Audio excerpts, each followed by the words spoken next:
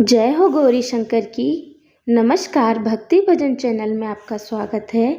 आज सावन मास की हरियाली अमावस्या है। जब अमावस्या तिथि सोमवार के दिन पड़ती है तो उसे सोमवती अमावस्या भी कहते हैं। सोमवती अमावस्या व्रत बेहद खास माना जाता है। मान्यता है इस व्रत को करने से व्यक्ति को उसके सभी पापों से मुक्ति मिल जाती है। साथ ही पितृदोष और काल सर्प दोष जैसे अशुभ दोष भी दूर हो जाते हैं। वैसे तो अमावस्या तिथि हर महीने में आती है, लेकिन सोमवती अमावस्या का सबसे अधिक महत्व माना जाता है। इस अमावस्या पर भगवान शिव और माता पार्वती की पूजा की जाती है। सोमवती अमावस्या की कथा। सोमवती अमावस्या व्रत कथा के अनुसार एक नगर में गरीब ब्राह्मण परिवार रहता था। उसके साथ उसकी पत्नी और उसकी एक पुत्री भी रहती थी। समय बीतता गया और उसकी पुत्री धीरे धीरे बड़ी होने लगी। उसकी पुत्री सुंदर, संस्कारवान एवं गुणवान थी, परंतु गरीब होने के कारण उसका विवाह नहीं हो रहा था। एक दिन ब्राह्मण के घर एक साधु पधारे। साधु उस कन्या के सेवा भाव से बेहद प्रसन्न हुए और उन्होंने इस कन्या को लंबी आयु का आशीर्वाद दिया। साथ ही ये भी वरदान दिया। साथ ही साधु महाराज ने ये भी बताया कि इस कन्या के हाथ में विवाह योग्य रेखा नहीं है। ये बात सुनकर ब्राह्मण दंपति परेशान हो गए और उन्होंने साधु से इसका उपाय पूछा। साधु महाराज ने अपनी अंतर्दृष्टि में ध्यान करके बताया कि यह से कुछ ही दूरी पर एक गांव में सोना नाम की धोबिन महिला रहती है, जो बहुत ही संस्कार संपन्न तथा पतिपरायण है।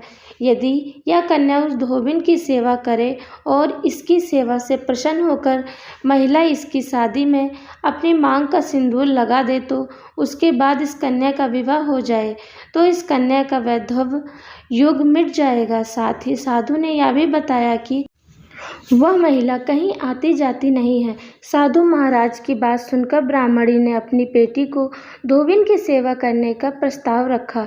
अगले दिन से वो कन्या प्रातःकाल उठकर सोना धोबिन के घर जाकर साफ सफाई करने लगी और सभी के उठने से पहले ही उसके घर का सारा काम निपटाकर वो वापस घर लौट जाती। एक दिन सोना धोबिन ने अपनी बहू से पूछा कि तुम सुबह ही उठकर सारे काम कर लेती हो और मुझे पता भी नहीं चलता, ये तुम कैसे कर लेती हो?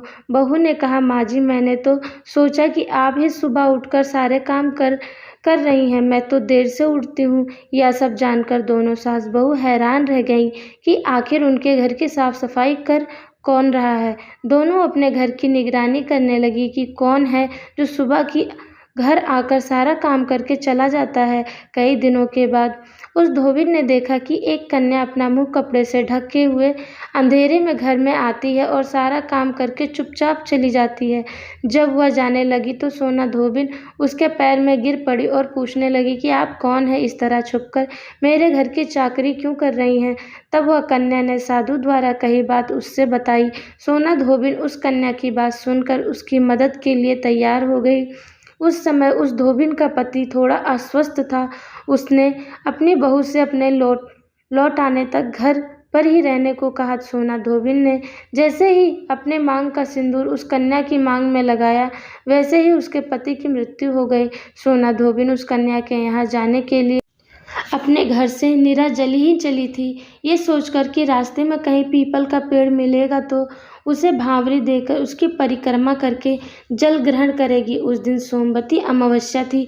धोबिन ने ब्राह्मण परिवार के घर से मिले हुए पकवान की जगह ईंट के टुकड़ों से 108 बार भांवरी दी और 108 बार पीपल के पेड़ की परिक्रमा की। उसके बाद उसने जल ग्रहण किया। उस धोबिन ने जैसे ही ये काम किया, उसके पति के मृत शरीर में वापस जान आ गई। इस तरह से धोबिन का पति फिर से जीवित हो उठा।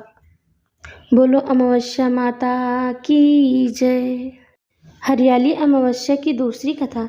शिव जी को पति के रूप में वरण करने के लिए पार्वती जी जंगल में कठोर तप कर रही थी।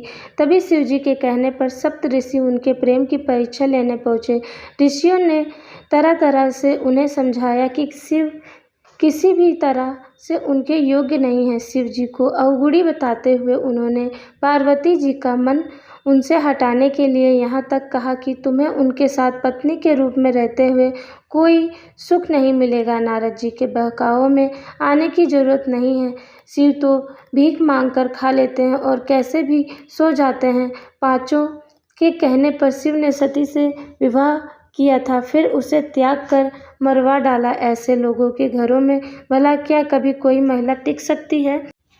फिर ऋषियों ने कहा, हमने तुम्हारे लिए बहुत अच्छा वर तलाशा है। वह सुंदर, पवित्र, सुखदायक और सुशील भी है। उसका यश और लीला वेद भी कहते हैं।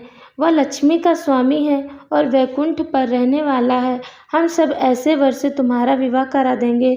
ऋषियों के प्रस्ताव को सुनने के बाद पार्वती जी ने कहा, आपने सही कहा कि मेरा शरीर पर्वत से उत्पन्न हुआ है, इसीलिए जिद मेरे स्वभाव में है। पत्थर से ही सोना निकलता है, जो जलाए जाने पर भी अपना स्वभाव नहीं छोड़ता है।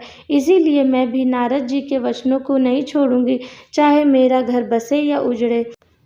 आप यह कठोर वाणी कहीं और जाकर बतलाएं।